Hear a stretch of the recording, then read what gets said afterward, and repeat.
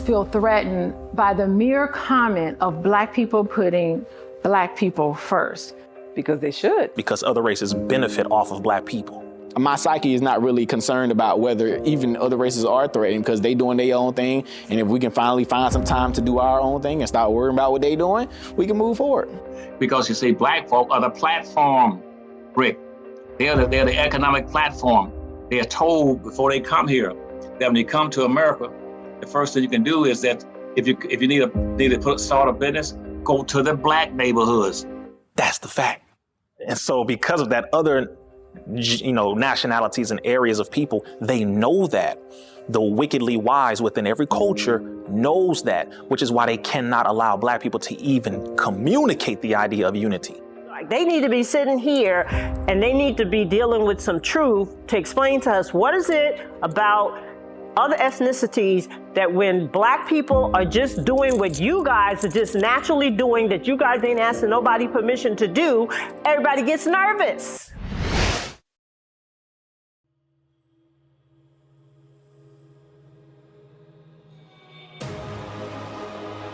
We're finding that there are so many different people groups coming to the country to enjoy the American dream that we built based on our very Black American nightmare. Everybody comes to enjoy the American dream, and what we're finding is that our people have these invaders coming into our community, bloodsuckers of the poor coming into our community, exploiting us. So it's dangerous. It's messing with their bag for the most part. When Black folks start saying we're gonna put ourselves first, because that means we're recognizing that when you come into our community, you're taking advantage of us. That means that our dollars are going out. We're paying your mortgages, your children's college education. Other people benefit off of our degradation. People get healthier when we are sicker. People get smarter when we are dumber. People are stronger when we are weaker. And that is why they feel threatened when we talk about building ourselves, because it started with us, but it's gonna go back to us. That's why it's called Be One or Black First. I don't know if I would go as far as saying that they feel threatened. I would say that I think it makes them feel uncomfortable because it's outside of the norm. I mean, I think, other races feel threatened by Black people putting Black people first, because you got to think about it. For hundreds of years, other races have been superior in their mindset, not necessarily because they were really superior, right? But they felt superior. They felt superior economically. They felt superior politically. They felt superior socially. They will be afraid that we would catch up with them financially and academically. So now all of a sudden, you see Black people coming up, doing big things, educating themselves, making moves, and really they're not used to it. So they're gonna have to just get used to us. We actually talked about making a t-shirt saying, you just gotta get used to us. So I think they just have to get used to now that they have new dominant players who are willing to, act in respect and things like that. But no longer are we gonna be bullied out of a neighborhood, bullied out of an industry, bullied out of business. We're clear on who we are, we're clear on where we're going, and we know we're definitely stronger together.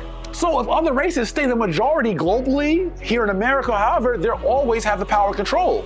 But if we unify and put each other first, we'll be the global majority in every country. I think that they get offended and feel attacked, when really we're just simply stating that we went through so much and we want to be able to put other Black people first, but they feel attacked and we don't respect them and we're just trying to be rude. It's we're just trying to put each other first. It's no longer a race for first place. It's a race of who's not going to be last. And a lot of people may feel threatened if Black people starting to improve. They feel like their place in the social hierarchy will continue to diminish. So other races feel threatened by Black people putting Black people first. I think I heard Farrakhan say this. You are afraid that if we ever come to power, we will do to you and your fathers what you and your people have done to us. Just think about that. If America felt like Black people's gonna basically pay them back, get their lick back in a certain sense, that is scary. Other races feel threatened because they think that we are going to do the same thing to them that they have done to us, period. We are just not made up like that. So if I'm another ethnicity, I'm really scared. I'm really scared of black men who can have babies till they're 90. In 1955, J. Edgar Hoover said that the #1 threat to America was Negro unity. They know that once we start to put ourselves first, our power is tremendous. And I'm really scared of what they can do in populating the world and making the whole world black, therefore a black majority, therefore the whole world being under the auspice and rulership of black power. They fear black power. They scared of us, they scared of us, they scared of us. If we ever get united, trouble, trouble, trouble, trouble, trouble, trouble, trouble, trouble, trouble, trouble, trouble. Can you hear the babies crying? You're welcome.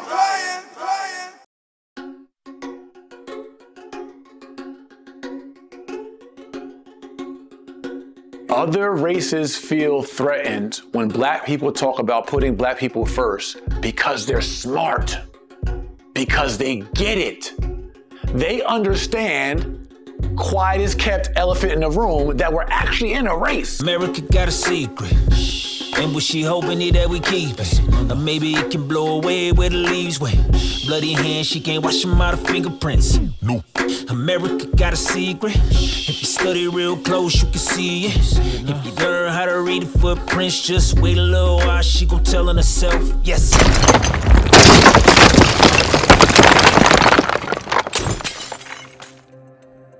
Everybody was in the race to use black folk, except black folk. The rule was he who gets there first with the most slaves and make the most money will be the most powerful nation on earth. We're the only ones that don't realize we're playing against other teams. So they had about 9 countries. 9 countries jumped in and said, let's start a race, contest. Who can get to America fast and claim the land? And then that way you get these black slaves and we can compete over there. The Arabs were the first ones. Portuguese were the second ones. Hispanics were the third ones. Then the Germans and the Danes, then the French, then the English, the Norwegians on down the line. These other tribes, these other groups, these other ethnicities, they want to dominate. Do you not think China wants to dominate the world? You don't think Russia wants to dominate the world? You don't think Italy wants to play its part in domination? You don't think the Europe Union came together as a Europe Union so Europe can dominate? It's only us don't understand the global game that we're playing. Everybody knew it was an economic issue. All the way from the 1500s up to the 1700s. They switched enslaving black folk to make it a religious issue. From being a religious issue, it became a biological issue. All governments mandated that you must put a person's race on his birth certificate, driver's license, whatever it is. They said now the slavery is ending this race that we have in all these countries. Let's take the E off of race, R-A-C-E. Take the E off. And what you got is RAC, R-A-C. And then stick ISM on the back of it. And ISM is a suffix saying maintain the prevailing conditions. So when you're trying to eradicate racism, of course, it's going to scare the people who have made racist behavior normalized to them. And a lot of people may feel threatened if black people starting to improve. They feel like their place in the social hierarchy will continue to diminish. The people who have constantly been oppressing black people, those are the ones who feel threatened because they're like, wait, I'm not used to you all fighting back. I'm not used to you all actually prioritizing yourselves. Like usually this just goes one way. I just keep my foot on your neck. The purpose of slavery was simply to maldistribute systematically 100% of all this nation's land, wealth, businesses, income, resources, minerals, and controls of all levels of government, along with privileges and rights and benefits into the hands of the dominant white society. If you look at the United States, they established a code through their Constitution. If you look at the Constitution, what we were told in school is not the truth. If the Constitution was meant for the everyday citizen, it wouldn't say we the people, it would say we the citizens. And it wouldn't have posterity there. Posterity is descendants. So that shows you that that Constitution wasn't for you. So what does that mean? That means that we have to have our own Constitution. Black folk were rich when they came here. They were extremely wealthy. And the thing that would make the difference between this country surviving and prospering was one thing. You know what that would be? Labor. They had to have labor. But not only must they have labor, it must be free labor. And who owned all the free labor? It was black folk. It was their sweat and tears.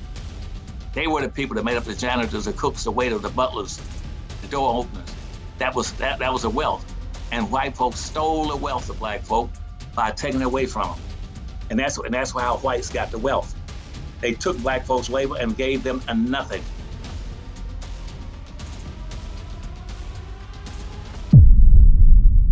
Look at what our energy is able to build. We've already seen what it's already done, but we built this for someone else under their code that we didn't have heirship to. So what is it that we're capable of? We're capable of building everything and anything. But the first and most important thing is that we have to have unity first under a code. And that code has to be a patronymic code because we are black. And when you have a patronymic code, then you can define what does that mean. The objective of that code is to have sovereignty. Sovereignty where no one gains from your energy but you first. They got their wealth off of black folks, so that's why they owe black folk reparation, but they refuse to give them any of it because they know then the truth would come out that they came here poor and got rich off of black folk by stealing the wealth of black folk. The wealth of black folk was their labor. Now what are we establishing from that? To ourselves, that means the individual. And to our posterity, that's the key word, posterity. What does the word posterity mean? It doesn't mean citizen. Posterity means descendant. To ourselves and our posterity, do ordain and establish this Constitution of the United States of America. So what does that basically mean? Who is we the people? If your family is not one of the original 29 signers of the Constitution, then you're not we the people. And last I checked, most likely, if you're black, you didn't sign.